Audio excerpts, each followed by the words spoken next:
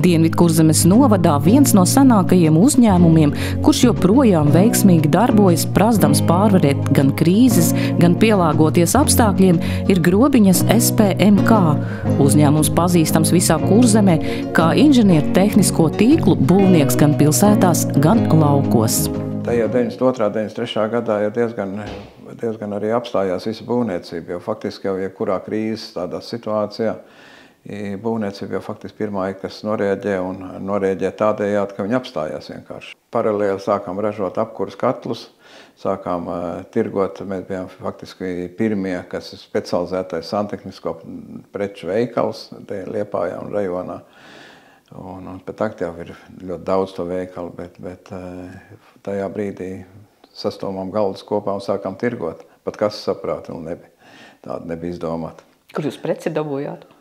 No sākuma sākām to, kad bija noliktās atlikumi, un pēc tam vedām gan no Polijas, vedām gan tepat no Rīgas. Bija tāds laiks, ka pat ražojām, bija mazas fermas, visur laukos jau kāda zemniekiem bija tās lobarības vārīšanai katlus. Sētā noliek katlu un vārīt. Bija tāds ļoti liels noiets. Grobiņas SPMK pirmsākumu meklējam 90. gadu sākumā, kad valdīja neziņa un gaisā virmoja pārmaiņas, jo vairs nevarēja strādāt kā līdz šim. Kadreiz bija tāds Liepājas SCO, kurš pēc tam pārtapa par lauku celtnieku, tā viņš saucās. Un kur, kad sākās neatkarība, tikām, tad tur strādāja apmēram 500 cilvēku. Sapratām, kad tā ilgāk kopā nevarēsim turpināt darbību, jo tas vienkārši nav iespējams jau tajā brīdī, kad darba trūk.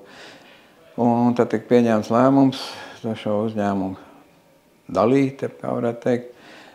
Vairākās tie, kas vēlējas nodibināt savus uzņēmumus un tādā veidā, tā kā es biju santehnikas iecirkņa vadītājs, tad pienāca mans brīdis, kad jādibina bija vai neko darīt, ja jādibina uzņēmums un jāmēģina turpināt strādāt. Tā kā es pats esmu beidzis siltuma gāzes apgādu ventilāciju un es inženieris šajā jomā, tad citi neko neprot, tad nekas cits neatlika, kā strādāt šajā jomā. Pēc uzņēmuma dibināšanas 92. gada rudenī darbinieku skaits bijis ap 20. Tagad to skaits ap 100. Kvalificētiem kadriem ir liela problēma. Protams, ja tā godīgi, mēs dzīvojam uz tiem veciem kadriem, kas vēl ir no ilgus gadus jau pie mums strādā. Tādus, kā, ja runā par strādnieku līmeni, par cauruļu licējiem, tādus jau gandrīz faktiski nekur negatavo. Viņi visi mums ir paši apmācīti un paši veidot. Un arī darba vadītāji faktiski tie, kas strādā, ir atnākuši savā laikā, bez kādas pieredzes šajā jomā. Lēnām iestrādājis, ir pabeiguši augstskolu arī šeit un strādājot.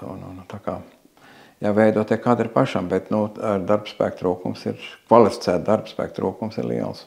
Dienvidkurzemes novada uzņēmēju gada balvas stabilākais uzņēmums 2023, protams, ir labs novērtējums, ka ieguldītais darbs un mūža gadi nav bijuši veltīgi, atzīst uzņēmuma vadītājs.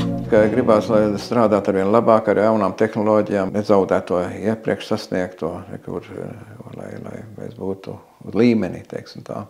Domājot par uzņēmēju darbības vidi, tās attīstību, Ilgonis Jēčis pirms 15 gadiem bija arī iniciators Grobiņas uzņēmēju kluba izveidē. Tā ideja bija jau vairākus gadus manī iesaist, ka vajag, teiksim, tādu uzņēmēju klubu. Un lai ir vieta, kur satikties, kur aprunāties, kur varētu diskutēt ar pašvaldību par kaut kādām tēmām un kaut kādas zināšanas iegūt un viens otru iepazīt. Uzņēmēju klubs Grobiņa aktīvi strādā, jau aptverot visu Dienvidkurzemes novadu. Šobrīd tajā darbojas turpat 100 uzņēmēju. Apmeklējums ir ļoti labs un tad cilvēkiem interesē, cilvēki vēlās un piedalīties un būt kopā un iepazīties.